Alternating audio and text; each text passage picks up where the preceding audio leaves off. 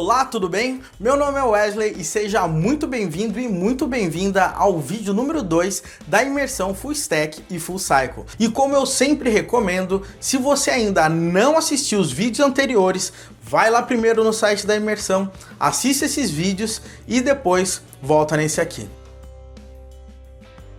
E no vídeo de hoje eu quero falar contigo uma das principais necessidades que as grandes empresas estão exigindo, que é estar aberto a aprender novas tecnologias, linguagens e frameworks. Eu sei que pode parecer óbvio, mas acredite, em muitas vagas diversas empresas estão contratando desenvolvedores e não desenvolvedores da linguagem X, Y, Z. E eu tenho que confessar, por muito tempo eu pensei que se a cada dia eu me tornasse melhor em determinada tecnologia, eu seria mais atrativo para o mercado. E infelizmente, essa não é a realidade atual. Sim, você tem que ser bom numa tecnologia, mas você precisa sim desenvolver habilidades e estar disposto a aprender coisas novas, principalmente linguagens e frameworks que eventualmente você tem até um certo preconceito. Na própria live que eu fiz com os engenheiros do Mercado Livre, eles deixam isso muito, mas muito claro.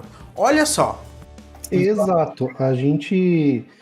Nós entrevistamos muitas pessoas e é muito comum, assim, pessoas que vêm de grandes empresas ou que estão até se formando, têm muita experiência com determinada tecnologia. Vou citar um exemplo de Java. O cara tem até certificações lá Java que nós não temos, por exemplo, porém você faz uma pergunta um pouquinho mais complexa de arquitetura para o cara, um padrão, enfim, o cara não conhece. Essa lacuna, esse conhecimento aí que a gente chama hoje de full cycle aí, o cara não tem, então ele vai ficar para trás, assim. E essa é uma mentalidade que eu sempre prego para os nossos alunos. Mesmo que você não vá utilizar uma linguagem ou tecnologia de imediato, é importante você ter uma noção. Acredite, às vezes as grandes oportunidades batem na nossa porta e a gente não está preparado para ela. E essa preparação, sim, ela exige um pouco de dedicação, mas também aí tem as suas recompensas. Dá uma olhada nesses caras que resolveram aí se dedicar e conseguiram ir mais longe. Logo que eu entrei dentro da empresa, para mim foi um choque, porque eu tinha pouco tempo. Eu já entrei com uma stack muito grande. A gente já trabalha com React, Next. Foi meio chocante, na real. Então, para eu absorver tudo isso de forma rápida, ia demorar um pouco. Parava, eu olhava assim e eu realmente não me sentia muito confiante para trabalhar naquilo. E a stack que eu trabalho hoje é muito parecida com a que é dada aqui dentro do curso. Então, a gente trabalha com Docker, a gente trabalha com Kubernetes, tem as questões ali de comunicação e observabilidade. Então, são todos conceitos que eu tinha necessidade de aprender. Daí, logo que eu consegui o meu emprego ali dentro da Agibank, eu já contratei o curso aqui da Full Cycle. Eu tinha muita dificuldade, mas depois que eu comecei a fazer o curso, eu mudei bastante de ideia. E eu tenho mais segurança, muito mais segurança. Eu tive muito feedback positivo depois do curso. Sou engenheiro de software no Agibank e tá dando retorno, sabe? Eu acabo sendo chamado direto, com uma frequência muito alta. Só semana passada eu acho que eu recebi 14 convites para entrevista. Eu agradeço muito todo dia o Argentina Luiz ali com as aulas que me deu de React. Não tem como não recomendar. Tem muito material. Agora com 3.0 tá sensacional. Questões de padrão de arquitetura, padrão de desenvolvimento no geral, tá impecável e dá para notar que sempre tem uma melhora contínua. Então eles estão sempre buscando ajudar os alunos a se desenvolverem. E já trabalho aí na área de TI já fazem desde 2005, mais ou menos. Passei muitos anos aí em banco, trabalhei em banco durante 15 anos E o banco tem muito legado, né? Você fica trabalhando muito tempo com legado, mas eu era de projetos, passei a ser de sustentação, e sustentação você fica trabalhando constantemente com legado. Então você não tem condição de implementar coisas que você está estudando. Foi aí que eu resolvi pedir demissão depois de 15 anos, trabalhando no mesmo lugar, e não me senti satisfeito. E aí cara, preciso me reciclar, né? Então, eu assisto muito YouTube, e aí veio uma recomendação aí de vocês. Eu assisti lá o Wesley e achei top demais, e aí eu passei a assistir vocês constantemente e vi esse termo full cycle, e aí eu passei a acompanhar vocês de forma mais contínua. E esse lance de full cycle é a minha área, né? Assim, é o que eu gosto de fazer mesmo. Foi aí que eu decidi fazer o curso para ter essa reciclagem. Cara, se tá no full cycle aqui e tá na internet, todo mundo, o assunto tá bombando, esses temas aqui, cara, eu quero implementar isso. O curso, ele foi decisivo para eu pedir demissão. Naturalmente, as empresas estavam procurando, e aí foi quando eu fui para o varejo, né, para experimentar aí a questão de novos desafios, novas regras de negócio. Hoje eu tô numa rede de farmácias das maiores do Brasil, na parte de aquisições, sendo tech lead. O curso Full Cycle, ele é muito melhor do que uma pós-graduação, né? A pós-graduação, ele é muito sintetizada, muito, eu diria, muito superficial. Eu acho que o curso da Full Cycle ele é bem mais aprofundado, né? Bem mais abrangente. Cara, quando eu recebi ligações assim, de mega empresas, então eu nunca imaginei trabalhar na minha vida, até fora do país e tal, eu disse, cara, aí é que eu vou ter que dar uma dedicada maior aqui no curso do Full Cycle para eu meio que escolher onde eu quero trabalhar, né? E por conta de todo esse contexto, hoje a gente vai fazer uma mudança de tecnologia que será utilizada no nosso projeto. Sairemos do mundo Golang e vamos aí para o mundo JavaScript e TypeScript com Node.js. Para nos ajudar nessa tarefa, dando mais agilidade em todo o processo, nós vamos utilizar o framework back-end Nest.js. O Nest.js ele é perfeito para microserviços, uma vez que ele possui de forma nativa diversos mecanismos para comunicação entre sistemas, desde gRPC, Kafka, RabbitMQ e etc. Mas o que a gente vai fazer com o Nest.js? O Nest.js vai ser o nosso back-end. O que ele vai fazer? Ele vai enviar a solicitação para o nosso simulador, né, via Kafka, falando que uma corrida nova começou. E o Nest também vai ser o camarada que vai receber as posições, tá, de cada corrida do nosso simulador e vai enviar essas posições para o nosso front-end utilizando WebSockets. E quem vai te ajudar nessa tarefa será o Luiz Carlos, que trabalha com a gente já faz um tempo. O Luiz, ele é um tipo de desenvolvedor que está sempre antenado nas novidades aí do mercado. E sem dúvidas, ele vai acrescentar aí muito mesmo na sua carreira. Então, bora aí ver a aula do Luiz.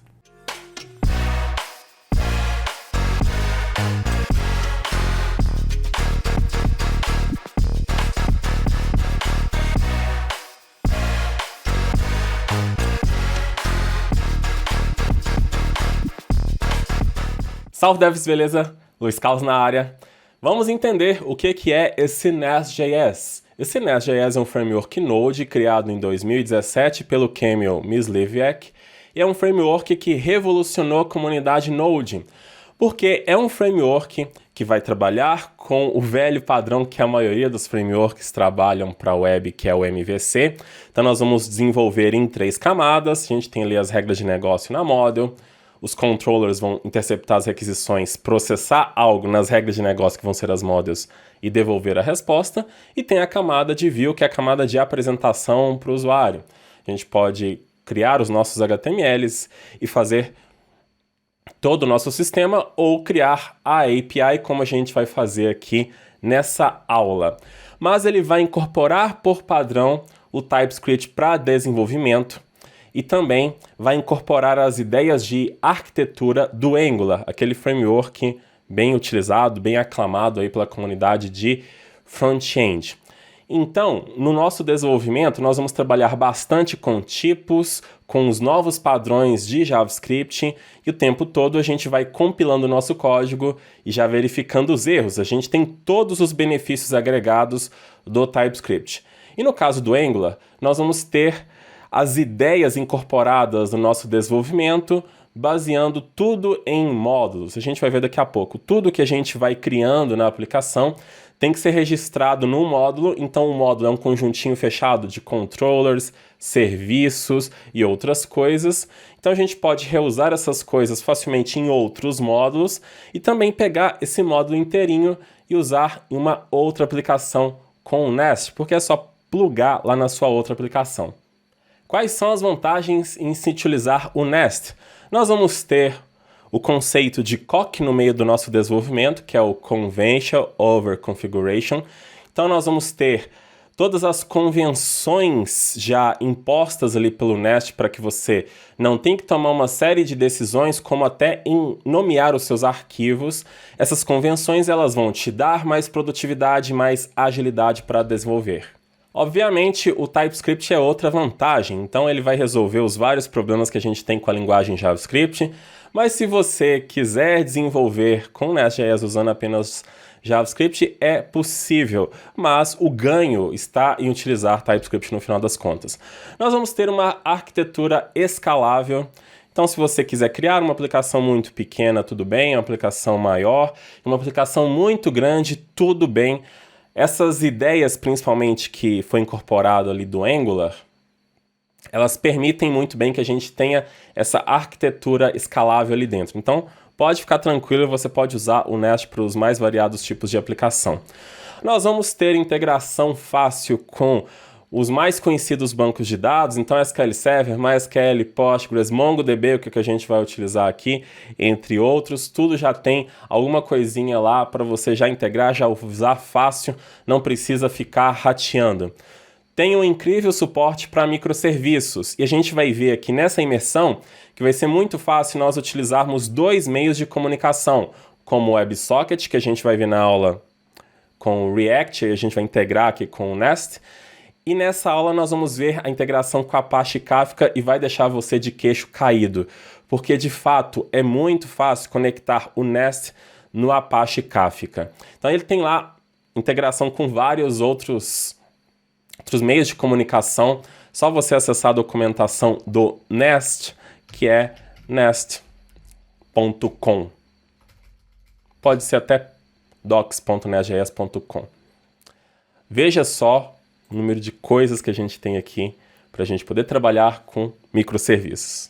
E claro, nós vamos ter um suporte incrível para a criação de uma API REST, e nós vamos precisar criar aqui no nosso estudo de caso, porque a aplicação React lá, que vai ser a capa do nosso sistema, que a gente vai ver o mapa, vai escolher qual é a rota que a gente quer iniciar a corrida, nós temos que pegar todas as rotas disponíveis. Essas rotas vão estar armazenadas no MongoDB com o Nest, e através desse API REST, facilmente, o React vai pegar ali o JSON da nossa API e disponibilizar todas as rotas disponíveis. Então, criar uma API REST com o Nest é muito fácil, a gente consegue gerar documentação. Tem live lá no canal Full Cycle do YouTube que eu mostro como documentar, tem uma live bem específica com isso, então você pode dar uma olhada. A gente faz tudo muito simples, usando decorators, que a gente vai utilizar daqui a pouco. Mas, de um modo geral, nós temos também integração com outros meios de comunicação, como o aclamado GraphQL. E é muito legal, muito gostoso trabalhar com essa tecnologia. Nós vamos desenvolver tudo com Docker, mas para começar com o Nest, nós vamos gerar um esqueleto de aplicação, ele já dá um esqueleto todo pronto. E para isso nós precisamos ter o Node.js instalado na nossa máquina. Então, lembrando para o caso do Windows, a gente recomenda que você utilize WSL até para você poder desenvolver e também para poder rodar o Docker. Você vai ter uma experiência completamente diferente. Mas o único caso que eu vou apontar aqui, que você tem que fazer uma instalação diferente, vai ser para o Mac. Quando você acessar aí com o seu Safari ou no Chrome, ou em outro navegador, vai ter a disponibilidade de você fazer o download e aí você vai, abre a telinha ali, faz Next e pronto, já vai estar disponível na sua máquina. Para o caso de Windows, que a gente vai rodar o Linux com WSL, e para qualquer tipo de Linux, é só você vir aqui em Other Download, se você não tem aí instalado. Marca aqui a instalação do Node.js via Pack Manager e aí escolha qual é a distribuição aí do seu Linux. Das mais utilizadas aí que é o Debian, derivados e Ubuntu. Clicando aqui, vai ter um link lá para o GitHub e aí você vai digitar 2 comandinhos para poder realizar a instalação. Então, você pode pegar aqui o Node 15 ou o Node 14, é só fazer um cur e depois fazer um sudo apt get install e pronto.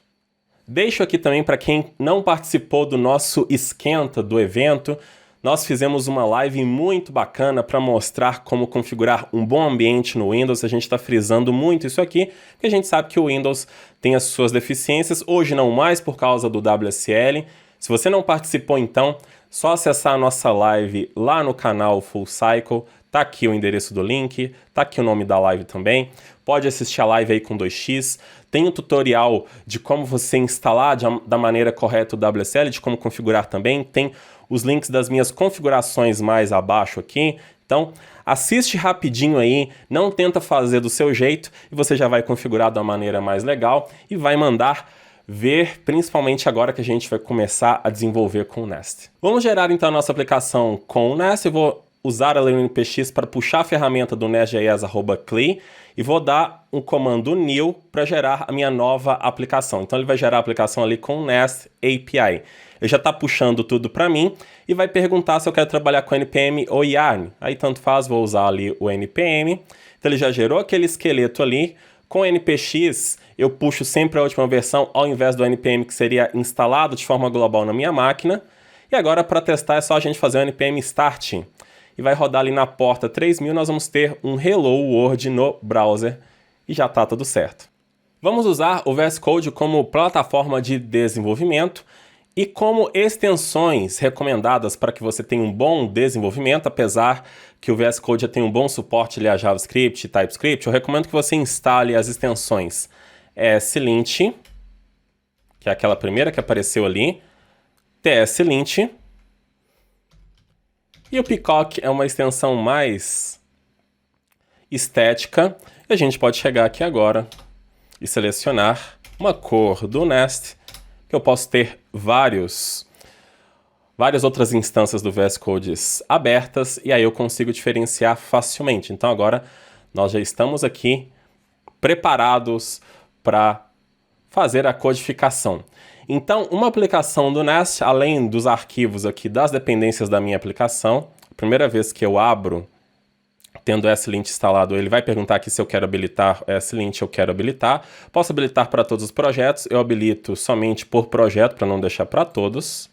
Pronto. Então aqui nós temos as dependências, os arquivos de configuração do TypeScript, um arquivo de configuração do próprio Nest, o Prior também, que eu não posso esquecer, esse arquivo aqui, ele configura como que você vai alinhar o seu projeto, então ele vai ajudar como que o VS Code vai alinhar todo o seu código-fonte ali, então já instale essa extensão também, ela é recomendada principalmente para os JavaScript, TypeScript.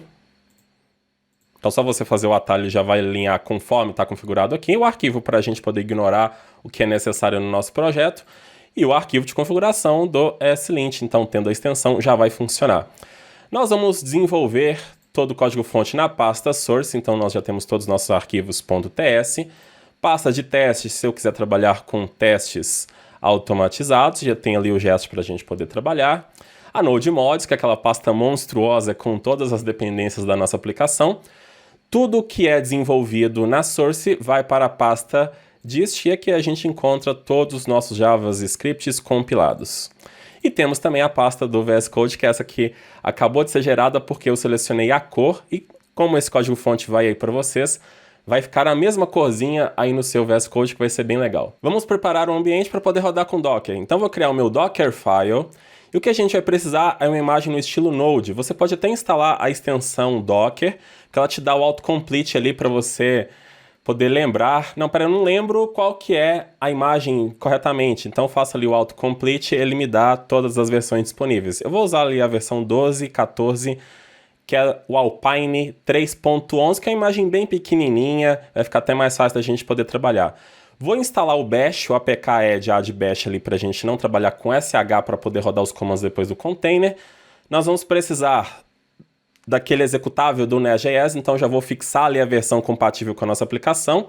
Vou especificar o usuário que é Node e o diretório de trabalho que é home/node/app. Nosso projeto vai ficar ali. A gente não vai trabalhar com root para alinhar as permissões com o nosso projeto.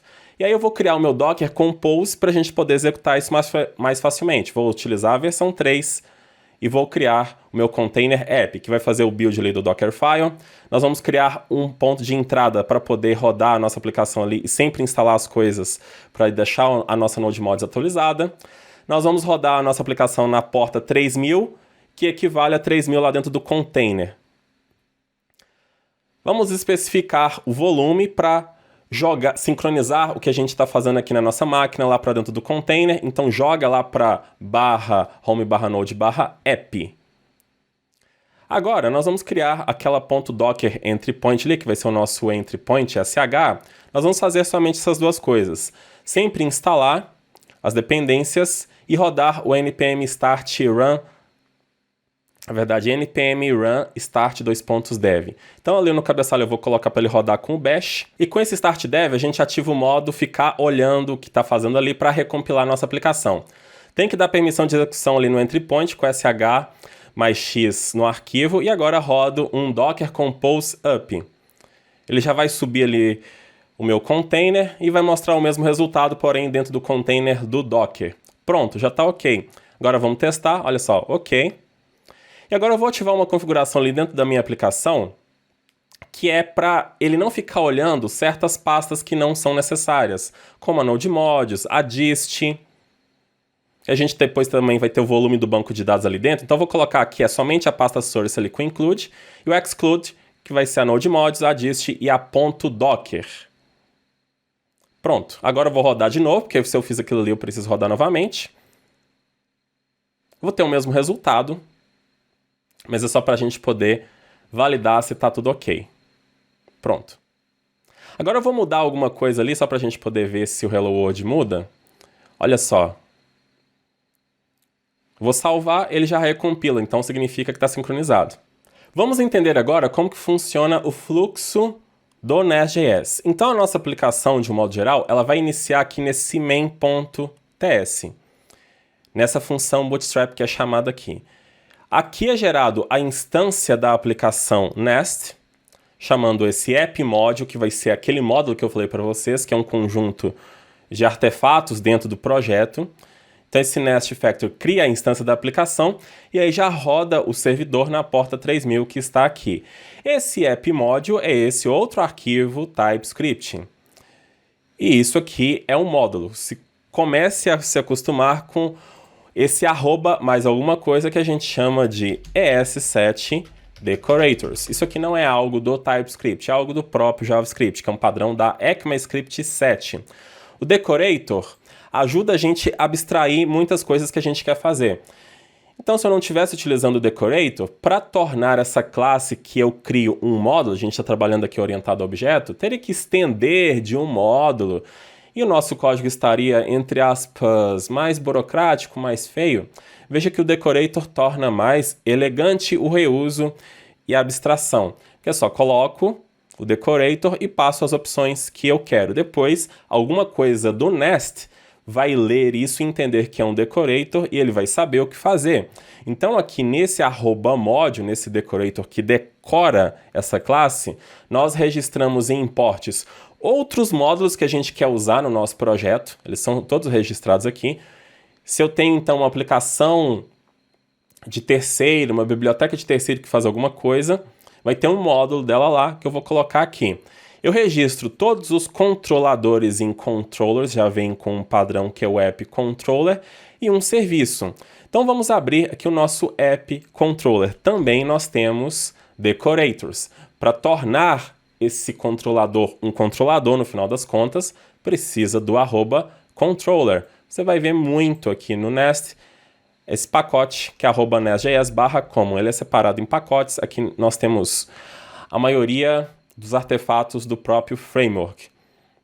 E aqui dentro do próprio controller eu já consigo fazer o meu roteamento, ou seja, criar os endereços que eu vou acessar ali no browser e eu ligo aqui com a minha classe. Então se eu colocar aqui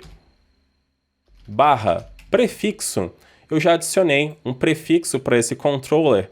Então agora, quando eu quiser acessar essa área que está aqui, se eu tentar acessar como estava, ele vai retornar até um JSON. Ele não retorna uma página de erro, 404 que seria o correto, mas agora eu tenho que colocar /prefixo. Então eu voltei para o mesmo lugar. Por que eu voltei para o mesmo lugar? Porque eu tenho uma ação dentro do meu controller que está utilizando um outro decorator, que é um GET. No protocolo HTTP, nós temos os mais variados verbos para a gente poder passar ali na requisição. GET, POST, PUT, PATCH, DELETE e outros. Então, se eu quiser criar uma rota utilizando um verbo HTTP no Nest, eu só coloco o decorator em cima do meu método e posso passar uma rota interna aqui. Vou colocar teste. No momento que eu fizer isso aqui, como está como get, então a gente consegue acessar diretamente pelo navegador. Só colocar /teste aqui e pronto, fui para o mesmo lugar. Se eu tentar acessar o endereço antigo, é 404, porque não existe. Então aqui em cima eu posso prefixar todas as ações do meu controller. Posso ter vários métodos, todos vão ter que ser acessados por /prefixo. Como a gente não colocou nada, ou não tinha colocado nada antes, então /prefixo ou sem a barra, acessa esse get hello. E veja que esse controller já recebe o que a gente chama aqui de serviço. O serviço é uma camada que a gente cria no Nest de recursos que podem ser reutilizados na nossa aplicação, inclusive para a gente poder construir as regras de negócio que a gente tem. Então, esse app service aqui, ele está sendo já automaticamente injetado. A gente não tem que fazer um new em nenhum lugar para gerar a instância dele. Isso está sendo feito automaticamente porque é a ideia do Angular. E, na verdade, como ele está registrado aqui em Providers, esse serviço, então, já é conhecido. Então, para esse caso aqui, eu só passo o tipo, o Nest já entende, já instancia, e a gente pode acessar com o this mais o nome do serviço. E esse serviço, como a gente já tinha mexido aqui anteriormente, ele só tem esse get hello que retorna essa string somente para teste. Mas todos os serviços, eles têm esse decorator injectable. Isso significa que ele é injetável. Nós vamos trabalhar com o design path e injeção de dependência, que a gente está recebendo ele diretamente aqui no construtor. Então, uma vez que você vai criando a sua aplicação, você vai gerando seus módulos, criando seus serviços, e para usar os serviços em qualquer lugar, inclusive até em outros serviços, é só você declarar o seu construtor, declarar o tipo do serviço, não precisa instanciar, o Nest já organiza tudo para você. Então você ganha produtividade e organização na sua aplicação. E o nosso objetivo aqui com o Nest é criar uma API REST para disponibilizar a listagem de rotas para a gente poder mostrar ali no mapa. Então, quando a gente fala de API REST, nós vamos ter uma organização completamente diferente de como a gente vai disponibilizar essas informações. Nós vamos organizar tudo baseado em verbos e em recurso. Então, nós podemos ter o endereço lá da nossa API. Obviamente, nós vamos utilizar o protocolo HTTP e isso vai facilitar o acesso às informações pela nossa aplicação React ou por qualquer tipo de aplicação, porque nós estamos trabalhando com uma interface de comunicação que é essa API REST. Então, imagina que nós vamos ter lá o nosso recurso e a gente vai chamar ele de routes, que são as nossas rotas. Não confunda esse conceito de rotas, porque a gente está falando de caminhos, de geoprocessamento, porque tem o conceito de rota dentro do próprio framework. Esqueça isso agora.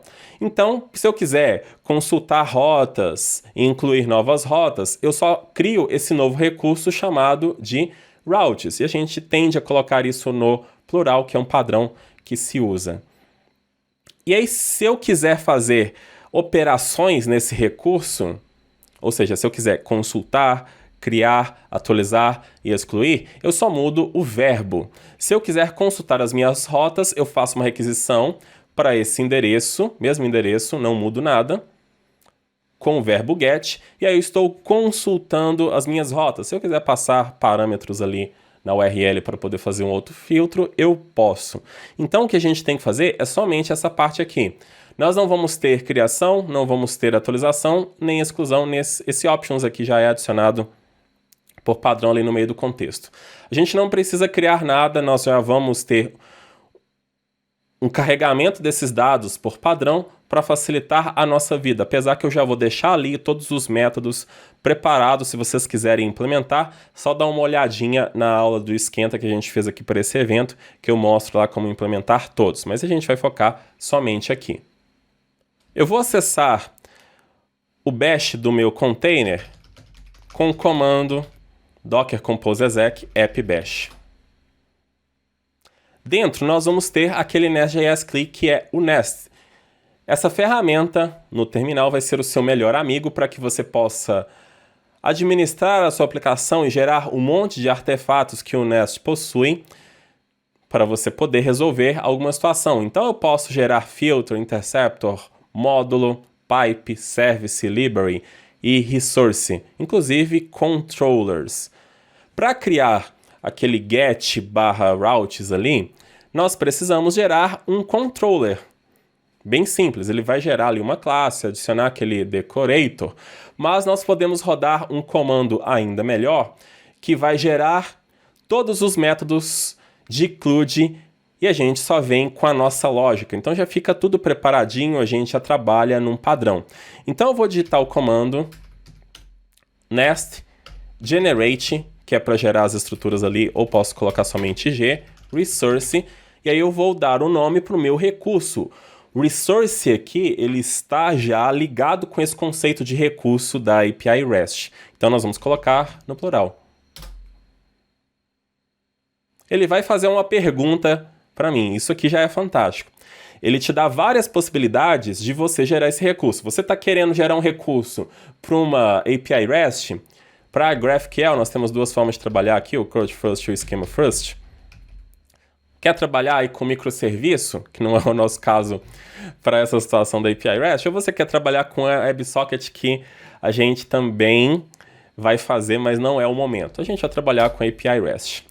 Ele está dizendo para mim agora se eu quero já gerar todos os pontos de entrada, ou seja, se eu quero já gerar o get, o post, tudo que eu preciso ali. Então vou digitar aqui o Y e pronto, ele gerou um monte de coisas para mim, está instalando algumas coisas, mostrou alguns erros aqui, porque ele está terminando de instalar as coisas. Pronto. Então, toda vez que você roda aquele comando ali de resource, ele vai gerar uma pastinha com o mesmo nome que você colocou ali, ele já vai gerar um monte de estruturas, começando por um novo módulo que está abrigando esse recurso. Então, nesse novo módulo, nós temos uma classe, o seu devido decorator, um controller para a gente poder trabalhar e um serviço. E automaticamente esse módulo já está registrado no nosso módulo principal. Então sempre tem que ter um módulo que a gente chama de root module, que é o módulo raiz. Ele já estando aqui, ele já vai funcionar na minha aplicação. Então nós já temos o nosso controller com todos os métodos. Eu vou até alinhar o meu código aqui, para ficar mais bonitinho, ó, com o prior, tá ótimo. Então eu já tenho meu controller com o prefixo routes.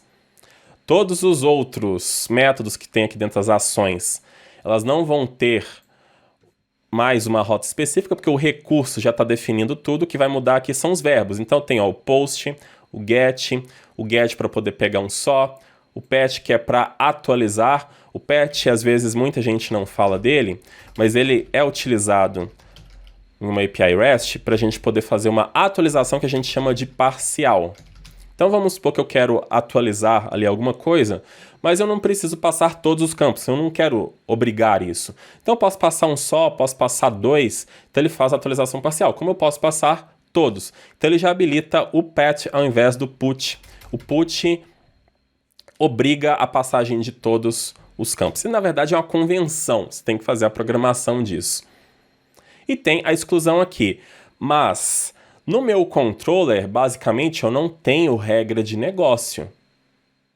Eu tenho a chamada de um serviço. Ele cria também um serviço, considerando que a gente vai colocar nossa regra de negócio aqui. Então, essa camada de serviço, ela vai servir para a gente poder ter um reuso ainda melhor da nossa regra de negócio. Porque o controller é uma forma que a gente está habilitando para que se mude as informações da rota. Que a gente vai utilizar ali o protocolo HTTP na nossa API REST. Mas vamos supor que eu queira criar um comando interativo para adicionar, para poder consultar aqui no Nest.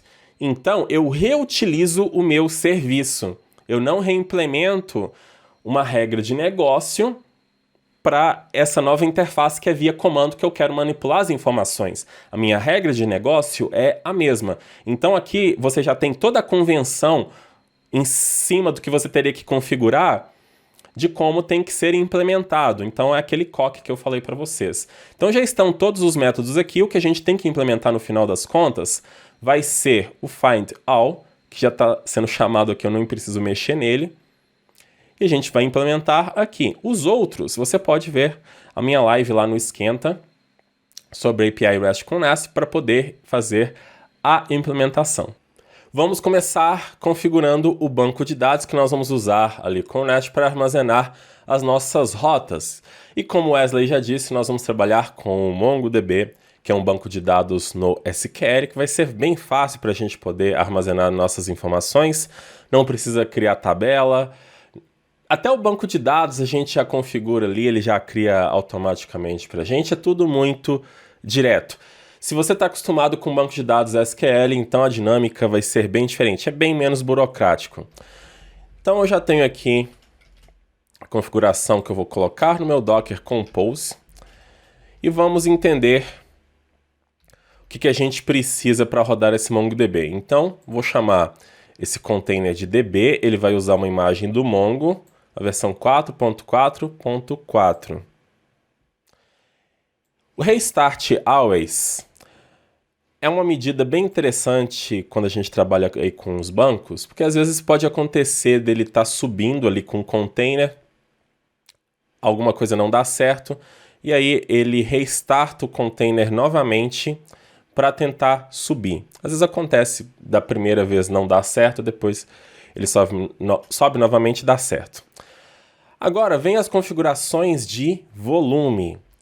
Nós vamos armazenar tudo do banco de dados dentro aqui do nosso próprio projeto, porque aí, se acontecer qualquer coisa, eu só subo o container novamente, eu mantive o banco de dados como ele estava. Então, essa primeira linha aqui vai fazer esse armazenamento lá em DataDB, e no nosso projeto a gente vai mandar lá para .docker. Então, eu vou aproveitar aqui, já vou acrescentar no meu git ignore .docker /dbdata. Isso não vai no controle de versão. Nunca, tá? Tem outro plugin também que eu já vou acrescentar aqui, que é o History. Vai fazer no histórico dos arquivos, senão depois também vai ter muita coisa desnecessária para subir. Essa linha aqui eu vou falar depois. Vamos ver as variáveis de ambiente que a gente pode colocar. Você pode acessar lá no Docker Hub do MongoDB, tem várias variáveis de ambiente, a gente pode configurar aqui o nosso banco de dados. Inicialmente, nós precisamos de duas. Na verdade, pessoal, nem é necessário a gente estabelecer um usuário, mas é bom a gente estabelecer o usuário para depois evitar qualquer problema nas nossas configurações de conexão. Então, essas duas variáveis aqui determinam qual vai ser o usuário root e a senha dele. Então, o root como o padrão. Essa outra variável aqui, ela vai determinar qual vai ser o banco de dados que a gente vai trabalhar. Mas isso aqui não é obrigatório. Isso aqui está sendo definido por conta dessa linha aqui. Como nós não vamos ter ali no nosso endpoint da nossa API REST uma criação dessas rotas, a gente já vai carregar algumas rotas pré-definidas, que são as mesmas que o Wesley estão utilizando lá. Então, esse volume aqui permite que no momento que esse container vai subir, eu execute um script para carregar dados, para jogar dados ali no meu banco de dados.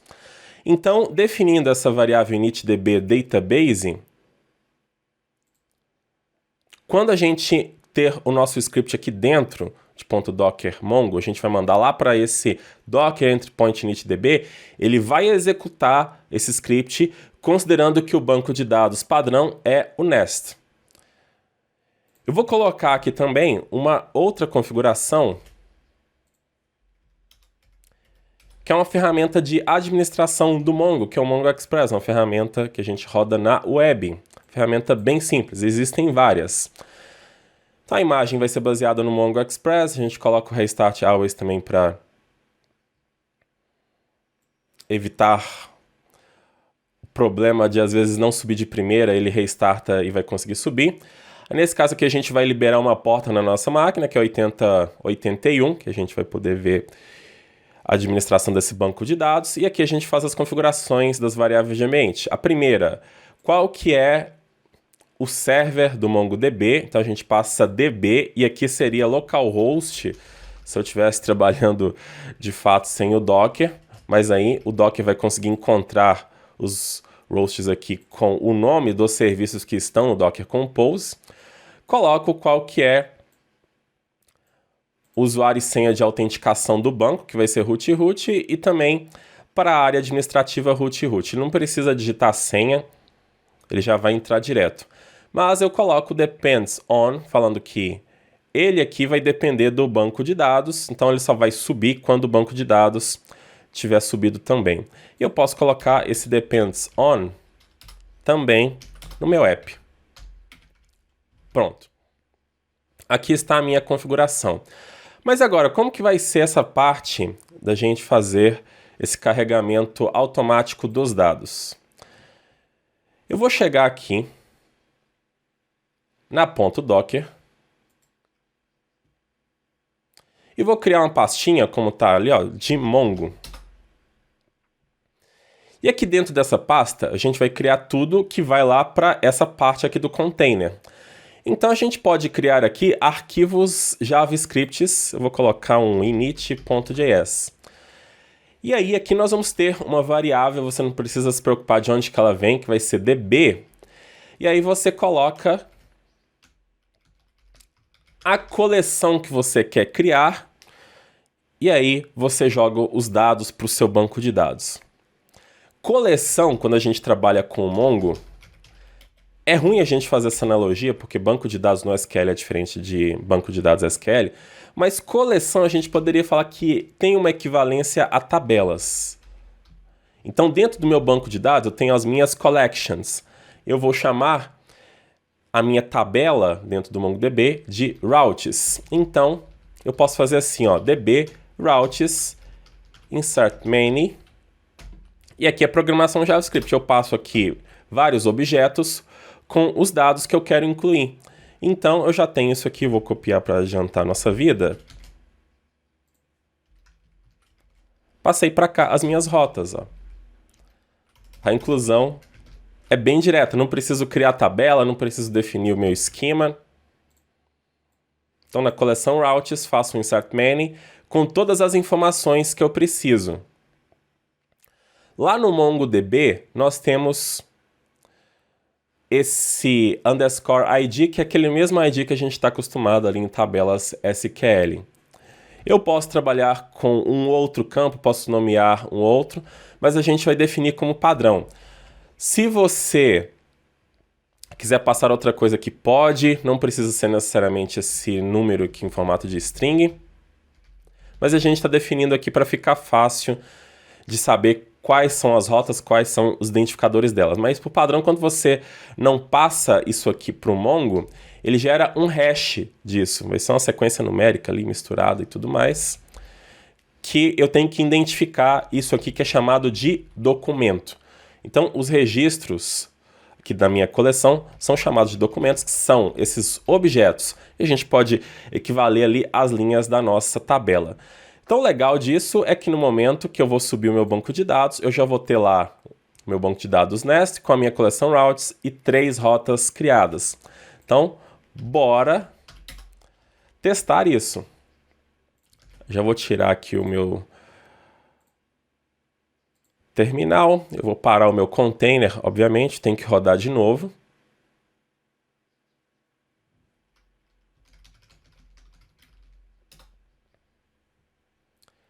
Ele já está subindo tudo. E agora, com tudo de pé, ou pelo menos aparentemente, a gente pode rodar aqui o Docker Compose PS ou Docker PS para ver se a gente tem 3 containers de pé. Ó. O Nest, o nosso banco de dados e o Mongo Express. Estão todos up, então significa que eles estão de pé. Então agora, se a gente quiser administrar o nosso Mongo, é só ir na ferramenta do Mongo Express. Tá aqui, ó. Ele criou o nosso banco de dados, então significa que aquele init.js ele foi executado. E a gente tem aqui a nossa coleção, que é a nossa tabela de rotas. Então nós temos a primeira rota, com a posição inicial, a posição final, segunda rota e a terceira rota. Então estão aqui os nossos documentos. Cliquei no documento, ele vai mostrar um JSON como a gente posicionou lá no nosso arquivo. Então é bem fácil de você trabalhar. Inclusive você pode até modificar as informações aqui, salvar, ele já salva o documento. Então já estamos com os dados devidamente preparados no banco. O que a gente vai ter que fazer agora é criar um modelo desses dados dentro do Nest para que a gente possa extrair essas informações ali do MongoDB, mas orientado a objetos aqui na nossa aplicação Nest. Outro detalhe importante, nós temos aqui a nossa DB Data. Aqui está o nosso banco de dados, então ele está armazenado dentro do nosso projeto, está ignorado no Git. Pode excluir o seu container, o volume vai permanecer aqui no seu projeto, então você não vai perder. Um detalhe importante também é que você pode excluir isso, mas como isso aqui não está com a permissão do seu usuário, você vai ter que fazer um sudo rm-rf na pasta.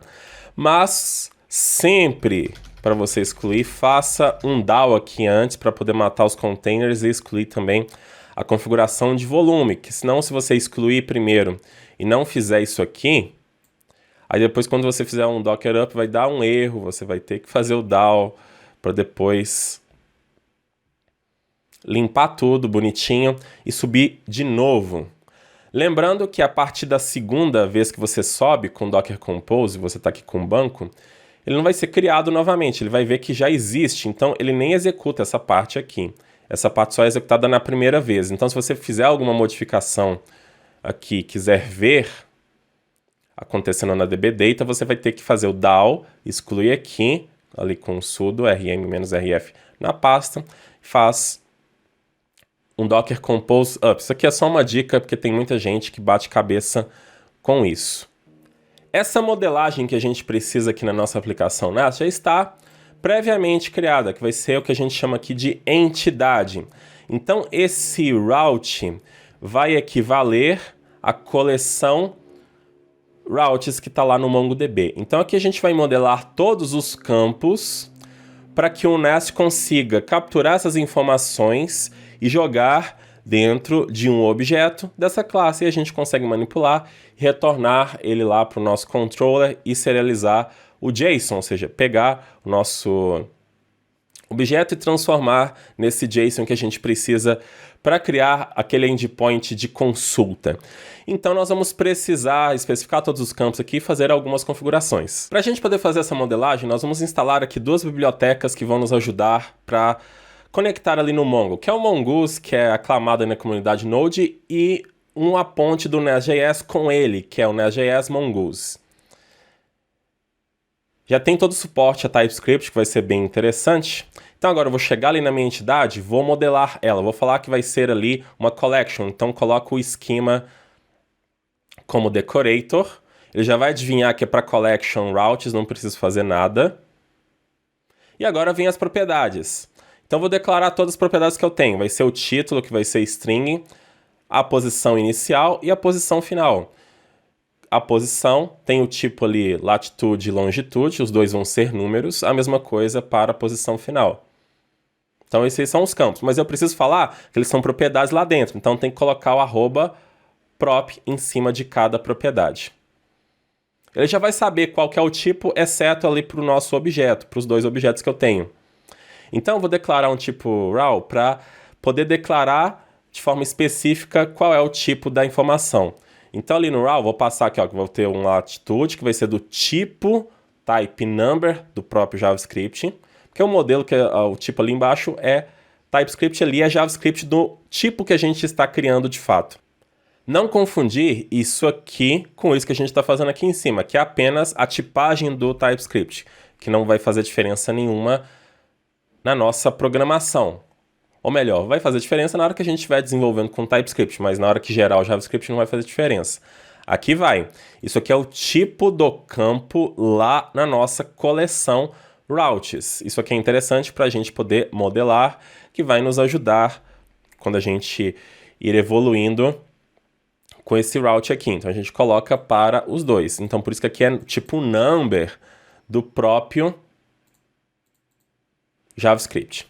Então aqui está a minha entidade com essas informações. Quando eu recuperar essas informações lá do Mongo, vai vir esse tipo para mim. Porém, quando a gente vai lidar ali com a estrutura que vai capturar os dados, que vai manipular os dados no Mongo, na verdade ela vai ter algumas coisas a mais. E a gente vai separar o tipo dessa estrutura a mais dessa nossa entidade. Então nós vamos criar um novo tipo aqui, que nós vamos chamar de route document, que vai ser a junção do route ali de baixo com o document do próprio Mongo, do Mongoose aqui mesmo.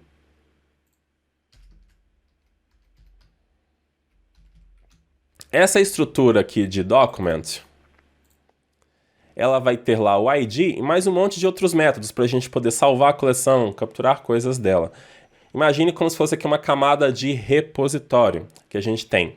Então a ideia é justamente essa, que com o nest a gente separa entidade do documento. Porque aí quando a gente quiser tipar ali um retorno de um método, a gente coloca que a gente está recebendo somente um route. Mas no final das contas vai estar recebendo esse tipo aqui, mas a gente desconsidera, porque eu quero manipular somente o route. Então esse type aqui, ele está criando um tipo, que é a junção de um com o outro. E agora aqui embaixo, eu vou criar um outro tipo. Na verdade, isso aqui vai ser uma variável mesmo. Eu vou chamar de route schema, que vai ser schema factory ponto create for class route. Para que o Mongoose consiga trabalhar aqui com esse route, eu preciso criar o esquema no modelo dele. Então, essa parte que eu estou fazendo aqui é a geração do esquema através da estrutura que o Nest criou, integrado com ele.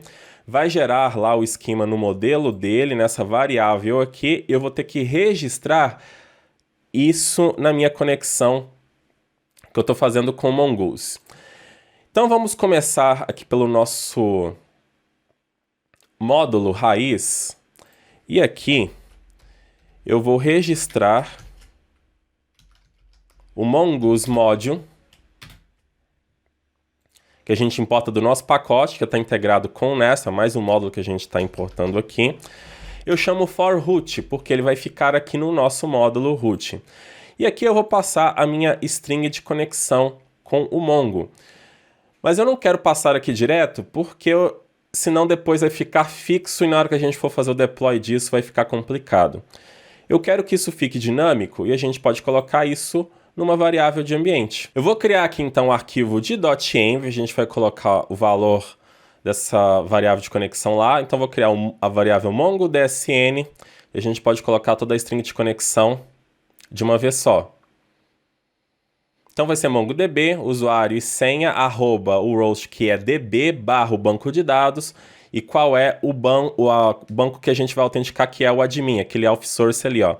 O admin system users. Qual é o banco que eu vou me autenticar? O nosso usuário que já está criado nessa área ali. Pronto. Agora, outra coisa que eu quero fazer é duplicar, na verdade, ignorar o env, porque ele não fica no nosso controle de versão, e criar uma cópia dele que eu vou falar de example, que vai ser gerado a partir do example. Então o .env sempre é gerado do nosso exemplo, do nosso modelo. E aí no processo ali eu gero o env se ele não existir com aquela shell script que a gente colocou. Então agora eu quero ler o meu .env, tem um pacote do Nest para fazer isso, que é o @nest.js config, que eu vou instalar com npm install. Nós vamos importar um módulo no começo ali do nosso appmod, que já vai ler esse .env.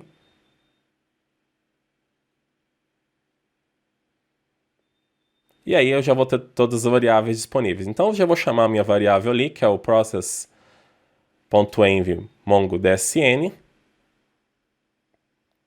Vou parar o meu container aqui apenas porque eu criei o env ali para não ter nenhuma dor de cabeça, porque eu estou fazendo essa nova configuração. E vou importar o config module para ler esse .env, que ele faz isso por padrão. Importa ali o for root, porque é no módulo root. Pronto, salvei tudo. Agora eu vou subir, ele tem que mostrar todos os logs verdinhos, significa que a nossa conexão deu certo. Olha só, tudo ok. Eu vou passar aqui também para o Mongoose for root um segundo parâmetro, que vai ser o use new URL parser igual a true, que é uma nova configuração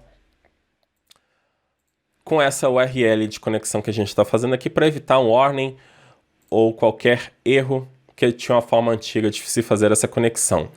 Agora, com essa conexão pronta, eu preciso informar para o Mongoose quais são os esquemas que estão disponíveis. Nós temos já o nosso esquema montado aqui. Então, eu vou chegar no módulo de route, nosso módulo a gente pode chamar de filho, e eu vou registrar esse esquema. Então, eu vou declarar aqui o imports, e para cada esquema que a gente tiver, a gente vai registrar aqui dentro do Mongoose module for feature. Quando você vê feature no Nest.js, significa os módulos filhos, que a gente está criando ali uma funcionalidade, que é essa questão de rotas.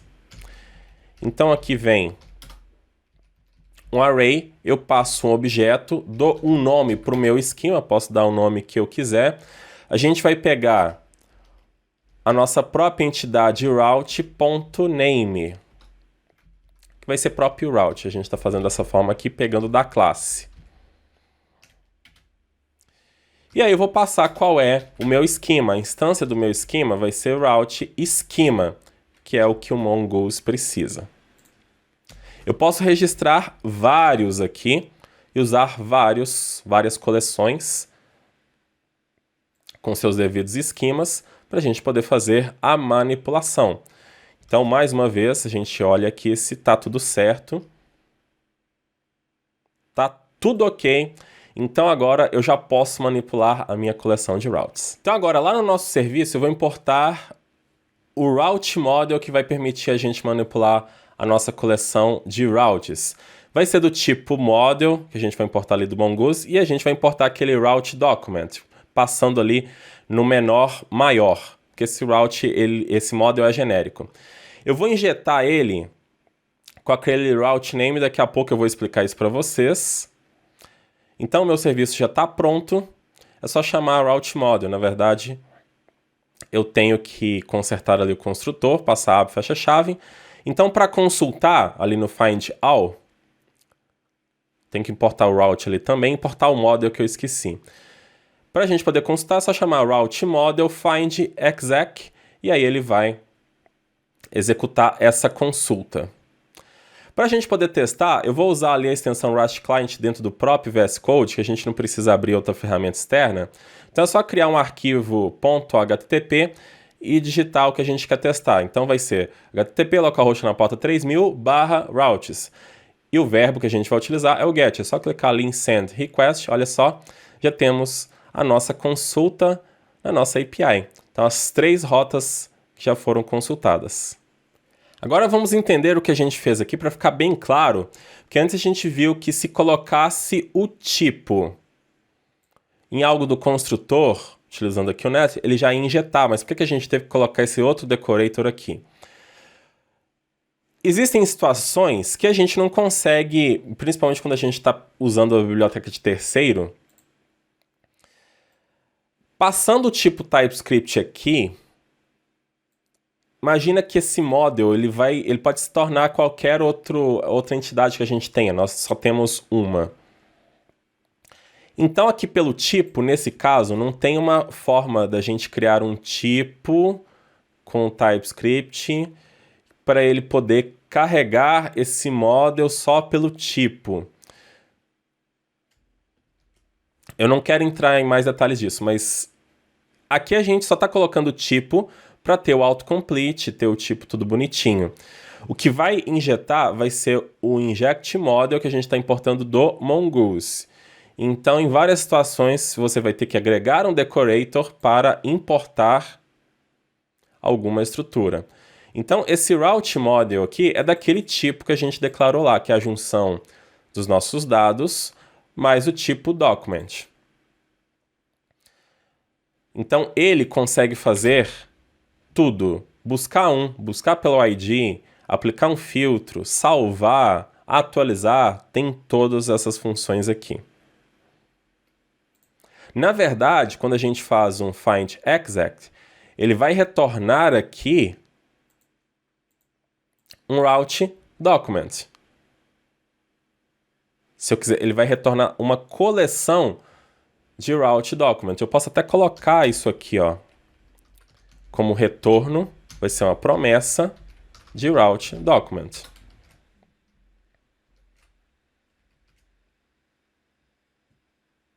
Na verdade, vai ser um array de route document. Mas a gente separou a nossa entidade. Então, quando a gente for querer utilizar, posso colocar lá que... na variável lá, ela vai ser do tipo somente route, vai ser igual a this route model.find alguma coisa. Então, eu posso querer pegar já e esquecer que tem as outras funções ali dentro. Então, por isso que a gente está separando os dados do documento, das funcionalidades do documento como um todo.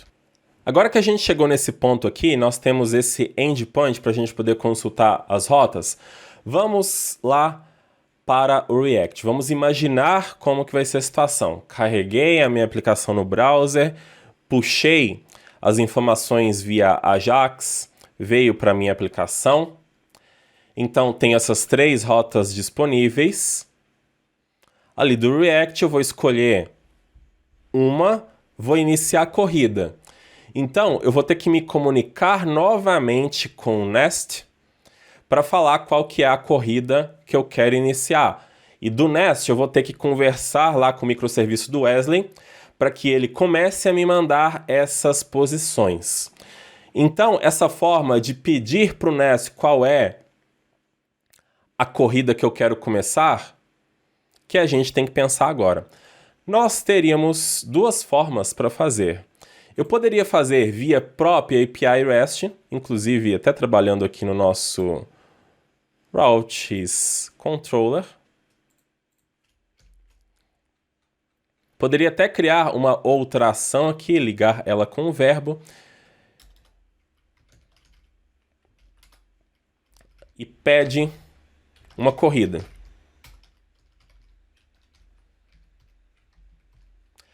Mas a gente vai fazer isso via WebSocket. Nós não vamos trabalhar com WebSocket nessa aula. Mas a gente vai simular isso no momento que a gente tem aqui, com o que a gente tem. Então, a título apenas de teste, eu vou criar aqui uma rota get, que vai ter o parâmetro ID, mas ainda a gente vai ter assim, request no final, ou melhor, start. Então aqui vai ser um start route. E como aqui em cima vocês estão vendo que existe um parâmetro ID, eu vou copiar ele para cá, porque a gente recebe esse ID aqui como parâmetro. Então, quando eu fizer uma requisição para essa rota aqui, eu vou receber o meu ID e a gente vai mandar uma mensagem lá para o tópico do Apache Kafka, que o microserviço do Wesley vai ler, vai entender que é para iniciar uma nova corrida e vai começar a mandar para mim as posições. Então, vamos testar essa parte que a gente acabou de fazer aqui. Eu posso gerar uma nova requisição aqui colocando 3 hashtags e aqui vai ser, por exemplo, start. Então não vai retornar nada, mas o importante é que aqui no nosso console nós temos e já funcionou. Então, pronto.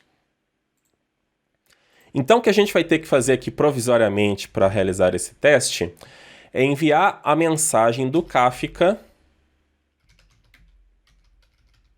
na verdade pro Kafka, aqui. Então, vamos começar. Agora com o Kafka, a primeira coisa que a gente vai fazer é colocar tudo para rodar com ele antes de fazer qualquer configuração no Nest. Então já tem a configuração que o Wesley apresentou para vocês. Nós temos um Docker Compose separado para o Apache Kafka. Eu vou chegar aqui e vou fazer um Docker Compose up, mas aqui tem uma cilada, eu não me recordo se o Wesley apontou ela para vocês. Toda vez que você fizer um up e parar, quando você precisar fazer um up de novo, faça um down para ele excluir o armazenamento lá, senão vai dar erro com essa configuração aqui que a gente fez. Então isso é importante. Agora eu vou fazer um up. Então estou fazendo um down aqui porque eu não lembro se eu já tinha feito um down antes. Então ele já vai subir aqui. O interessante é que a minha ideia está preta com a corzinha ali do Kafka, que é preta por padrão. Fica fácil para a gente poder diferenciar. Isso também já vai aí para o projeto. Pronto. Com isso agora, nós vamos conectar então o Nest no Kafka. Nós vamos começar instalando duas bibliotecas aqui no nosso projeto, que vai ser o Kafka.js e o @nest.js microservices. O microservices habilita o suporte a microserviços e o Kafka.js permite que a gente conecte no Kafka através do Node, a biblioteca inclusive mantida por um brasileiro. Pronto, já deu certo. Agora a gente vai colocar lá no módulo, pode ser no Route Modules, nosso módulo que a gente está resolvendo tudo, a conexão. Então a gente vai ter que passar algumas coisas. Então ali no Imports, nós vamos importar o Clients Module ali do pacote Microservices, que serve para qualquer outro tipo de comunicação. Então eu passo um array, depois um objeto, vou dar um nome para ele, que eu vou chamar de Kafka Services, vai servir depois para pegar esse serviço em outro lugar. Qual que vai ser o tipo de transporte para ele poder ligar lá com o Kafka.js? Vai ser Kafka. E agora vem as opções para a gente poder configurar a nossa conexão. Então ali no client eu vou ter o Client ID, a gente vai dar um ID, pode ser qualquer coisa. Eu vou definir como uma variável de ambiente. E o broker do Kafka, onde que ele está. Então eu já vou passar com variável de ambiente também, posso me conectar em vários, mas vou passar ali Kafka Broker, que vai ser um só. E a gente pode já criar as nossas variáveis de ambiente. Então, para o Client ID, eu vou definir como Code Delivery como o nome do nosso projeto, já está de bom tamanho. Mas no caso do Broker, que a gente precisa passar o endereço correto. Como a gente está colocando aquele Roach Docker Internal, então precisa ser esse endereço mais a porta 9094, porque eu estou conectando externo no Kafka.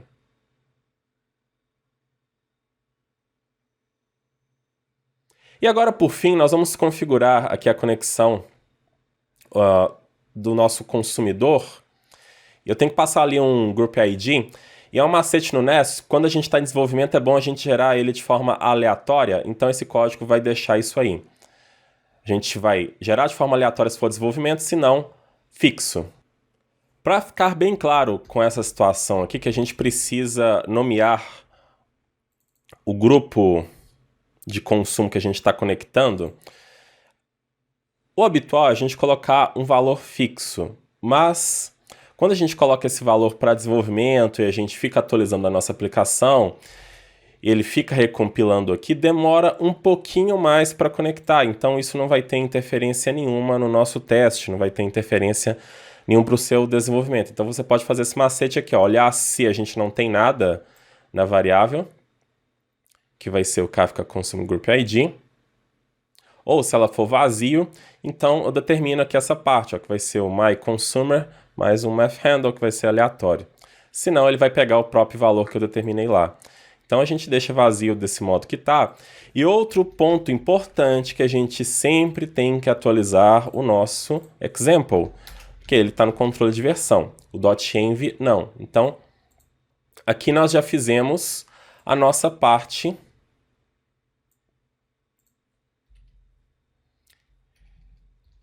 de conexão com Kafka. Por padrão, nós não estamos conectados no Kafka. Você pode até ver aqui no histórico ó, que não há nada que demonstre essa informação. E tudo no Nest a gente tem isso ali no log. E até interessante que a gente só se conecta no Kafka quando necessário. Então a gente vai fazer aqui no controller porque nós vamos enviar a mensagem aqui. Então no construtor nós vamos criar aqui mais uma variável para o nosso serviço, que eu vou chamar de Kafka Client, que vai ser do tipo Client Kafka. E a gente importa aqui do Microservices. Pronto. Esse serviço é mais um daqueles que a gente precisa usar um decorator para poder injetar a instância do serviço. Então, a gente usa o inject, que é padrão aqui do próprio Nest. Eu vou passar o mesmo nome que foi registrado aqui como Kafka Service. Então, passei ele aqui. E eu já tenho o meu serviço em mãos. Mas para a gente poder enviar a mensagem, não vai ser diretamente aqui por esse serviço. A gente precisa pegar ele, fazer ele conectar lá no Kafka e gerar uma instância do nosso producer. Então, como a gente já vai precisar aqui logo de cara desse Kafka, eu vou implementar aqui nesse controller uma interface do Nest chamada de onModule_init. Essa interface vai exigir que a gente implemente esse método aqui. Eu vou até deixar ele lá juntinho com a nossa ação. E quando qualquer coisa no Nest implementa essa interface, significa que quando ele iniciar um módulo,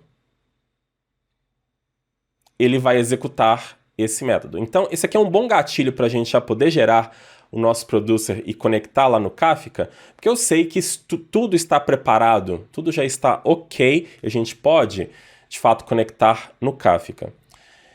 Logo aqui em cima eu quero criar uma variável que vai ser privada, que eu vou chamar de Kafka Producer, que vai ser do tipo Producer.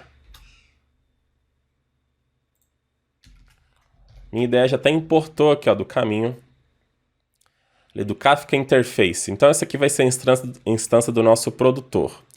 Nesse módulo init, ele vai ser assíncrono, porque aqui dentro nós vamos fazer um this Kafka Client connect.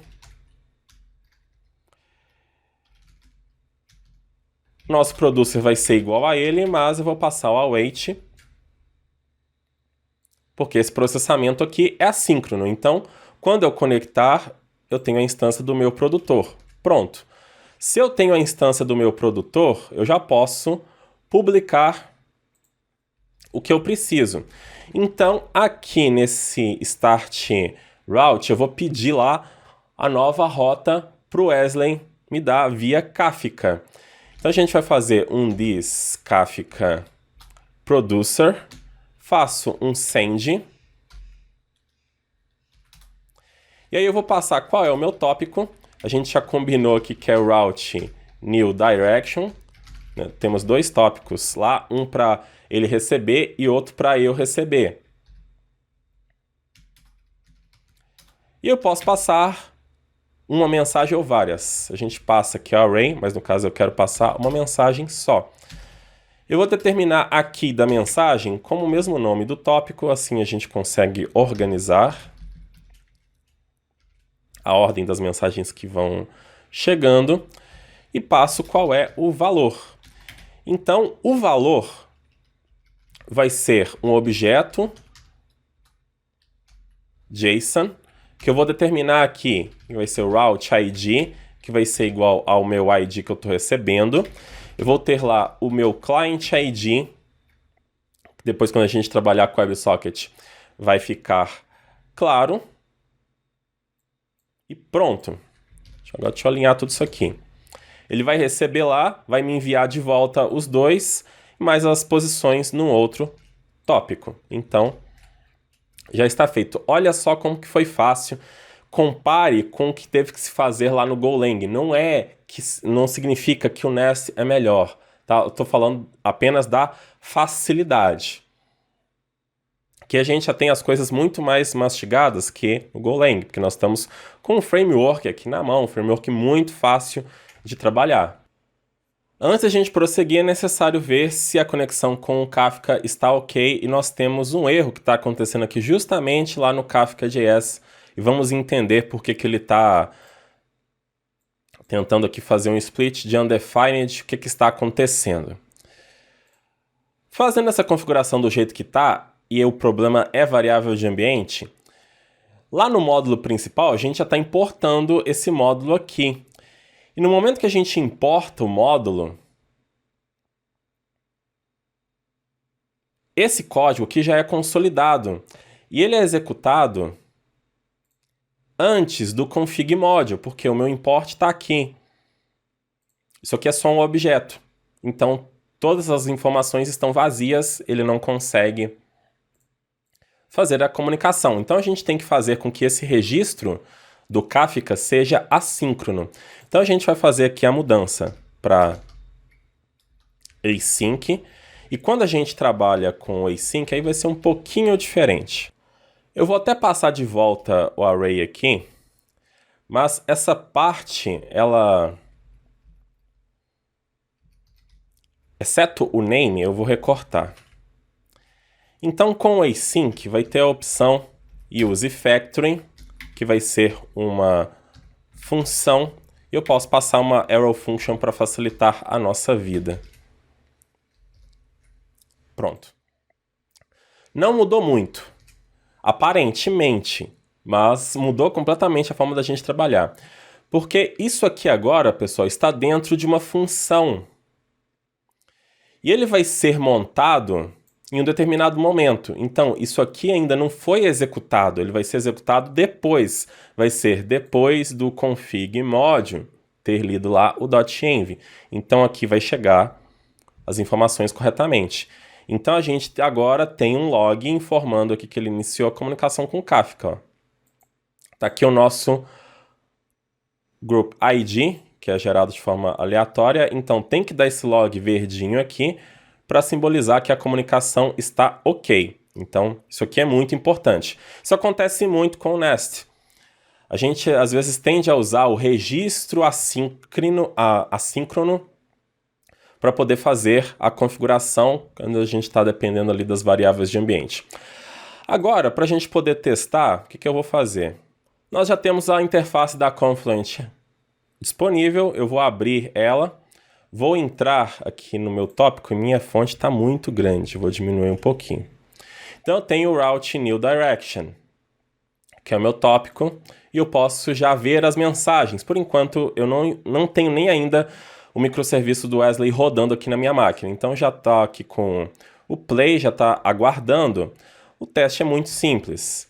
A gente chega lá, nosso API.http, e faz uma nova request, para a gente poder testar. Verifica se não tem nenhum erro aqui, não tem nenhum erro. E agora a gente vai lá para o nosso tópico. E olha só, nós temos aqui a nossa mensagem que chegou, com a key que foi especificada, route ID e o client ID que está vazio no momento. Então pronto, é como se o Wesley tivesse recebido essa mensagem lá e agora ele vai me devolver as posições, que é o que a gente tem que fazer agora. Esse tipo de comunicação que foi feita aqui, registrada no nosso routes module, foi uma comunicação para a gente ser o cliente que vai produzir mensagem. Se eu quero trabalhar com a escuta das mensagens no tópico, então eu preciso fazer uma outra configuração. Eu vou até aproveitar essa parte aqui, ó, do transporte para baixo, que vai ser a mesma coisa, mas aí vai ser em outro lugar que a gente vai ter que fazer, que é lá no main.ts. Depois que a gente gera a instância da nossa aplicação, eu vou chamar app connect microservice, vou passar um objeto com as minhas configurações. Importo qual é o meu transporte, na verdade o tipo do meu transporte para poder passar o Kafka. E pronto, pessoal, é a mesma coisa. Aqui eu estou conectando na minha estrutura de microserviço para conectar lá no Kafka, mas ela precisa rodar também. Só chamar isso aqui não é o bastante. Então, antes de iniciar, de rodar a nossa aplicação aqui na porta 3000, eu vou chamar mais um await app start. E o bom que a minha ideia coloca a minha mensagem na frente. Eu vou digitar aqui all microservices async. A gente está iniciando a estrutura de microserviços dele, que vai, obviamente, conectar lá no Kafka para a gente poder ouvir novas mensagens antes de fazer aqui subir do nosso servidor HTTP. Então, olha que legal isso do Nest, que eu posso me conectar no Kafka, posso me conectar no RabbitMQ, em outras coisas, e inclusive ter a minha API REST funcionando. Então, eu tenho várias vertentes acontecendo ao mesmo tempo nessa aplicação que parece que não faz muita coisa, mas já está fazendo. Então, quando a gente faz isso também, nós temos que verificar aqui no log se está tudo ok. Já está tudo ok, mas eu vou fazer novamente. Ele demora um pouquinho para mostrar aquela outra mensagem. Somente quando ele mostra que a aplicação foi iniciada com sucesso é que você pode testar ali a API e testar tudo. Agora tem um pequeno lag para você poder ver o Nest funcionando. Ótimo, já está ok. O próximo passo é a gente iniciar o microserviço do Wesley para poder fazer a integração agora de comunicação. E como a mensagem estava parada lá, o que ele está fazendo para mim? Ó? Ele está mandando as novas posições, então já está funcionando. Vou deixar ele aqui, eu não tenho nenhum problema com ele já executar. O ponto é, agora já inicie para a gente poder continuar aqui o nosso teste. Então, eu quero ouvir essa mensagem ali no tópico new position. E a gente pode fazer também no nosso controller. Posso colocar tudo aqui no controller, inclusive. A gente não quer administrar as nossas rotas? Tudo bem. Então eu vou criar aqui um método que eu vou chamar de consume new position.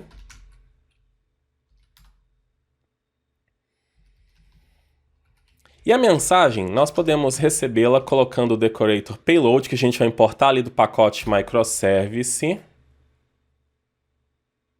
Tá aqui, ó, payload. A gente recebe a mensagem bonitinha. Eu posso até colocar o tipo da mensagem. Dentro da mensagem nós recebemos a key e o value. Então eu só vou especificar que eu preciso do value, que vai ser do tipo route ID string, nós vamos receber. Client ID, que vai ser string também. Aí aqui eu já posso dar uma organizada no meu código. Nós vamos receber também as posições. Então, posição, eu recebo os dois valores aqui no array. Vou colocar aqui a position number. E também se terminou ou não, que vai ser um boolean. Então, é esse tipo aqui que eu recebo. Eu tenho que passar, abre e fecha parênteses, pronto. Então, eu recebo isso aqui. Por enquanto, eu não tenho para onde enviar lá para minha aplicação React, só quero consumir. Então, eu só faço um console log em messaging. E se ele até estiver enviando ainda, que eu acredito que não, a gente até conseguiria pegar. Mas a gente vai conseguir porque as mensagens estão ali no tópico. Ele vai começar a mostrar um monte de consoles aqui. Mas eu esqueci de uma coisa, pessoal. Tem mais um detalhe ainda que a gente precisa fazer. O método aqui ele está criado, mas como que vai ser adivinhado para ler lá o tópico? Como que a gente faz isso com o decorator? Então tem o decorator message, pattern. A gente importa ele também de microservices. E o legal é que é um padrão para outros tipos de mensageria também. Então se você usar o RabbitMQ é a mesma coisa. Se você for utilizar outro, vai ser a mesma coisa também. Então aqui a gente vai passar o nome do tópico que a gente quer ler, que é route new position. Pronto. Agora sim ele vai saber que é para começar a ler. Então a gente já tem um monte de mensagens lá no nosso tópico. Eu tenho que fazer um monte de consoles ali.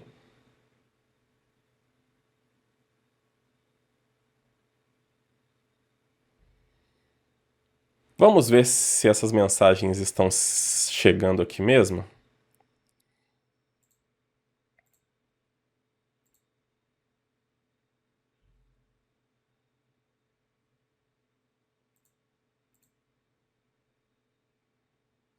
Tá tudo certo aqui. Eu vou fazer o seguinte. Vou abrir o app HTTP e enviar. Então, obviamente, ele vai começar a enviar aqui as posições. E a gente pode começar a ver o nosso console. Olha só. Na verdade, eu deveria ter colocado message.value, mas agora está chegando. Ó. É porque eu não coloquei ali para ler também a partir do offset 0. Então ele está lendo as novas que estão chegando. A gente poderia passar essa configuração ali também. Só para explicar por que não leu antes. Mas olha só. Vamos pegar aqui o caso de uma que ele não está deixando eu ver. Porque dentro de message eu recebo mais coisas. Então o correto aqui é a gente colocar .value. Agora, como ele já estava lendo, então ele vai continuar a receber aqui. Então a gente recebe de volta o Route ID, o Client ID, as posições. E não terminou ainda, a última posição vai estar como True. Então, pessoal, o que a gente vai acabar fazendo aqui na próxima aula, que a gente vai agregar o React aqui nesse contexto, vai ser enviar o que a gente receber aqui lá para o React via WebSocket, a gente vai enviando, vai recebendo lá real time. E essa parte que foi feita aqui em cima, a gente vai tirar ela daqui. Na verdade, eu posso até deixar, mas nós vamos requisitar uma nova direção, uma nova corrida via WebSocket, para a gente poder ver a diferença. Mas já aconteceu a comunicação entre os dois microserviços. Basicamente, eu não tenho que saber nada que o Wesley está desenvolvendo, as tecnologias que ele está utilizando, preciso nem saber que é Golang. A única coisa que eu preciso é de ter um padrão de mensagem, que foi o que aconteceu aqui, ó, que tem o true no final. As duas aplicações precisam saber quais as informações que precisam ser trocadas. Agora, poderia ser Python, C#, PHP, qualquer coisa que eu tivesse lá. Não importa, mas já aconteceu aqui, a gente já avançou aí. Não vou falar 50%, mas nós já avançamos uns 75%, 25% agora é só React para a gente poder fazer o gran finale. Para você que está acompanhando essa nossa imersão, é muito importante que você pratique. O código-fonte já está disponível, então pegue, clone na sua máquina, rode erre bastante, faça bastante brincadeiras, reveja as aulas e vá brincando ali, estudando cada linha para você poder de fato consolidar. Não fique somente no vídeo, porque senão nossa cabeça é igual memória RAM, ela é volátil, ela enche e depois esvazia. Só aqui a gente já teve tantas coisas que você não pode deixar de praticar. Espero que vocês tenham gostado dessa aula aqui. Continue acompanhando o evento. Lembre-se de seguir a gente no Instagram, lá no canal do YouTube também do Full Cycle. Façam os desafios, participem do grupo do Discord. É isso aí, pessoal. Até a próxima. Tchau.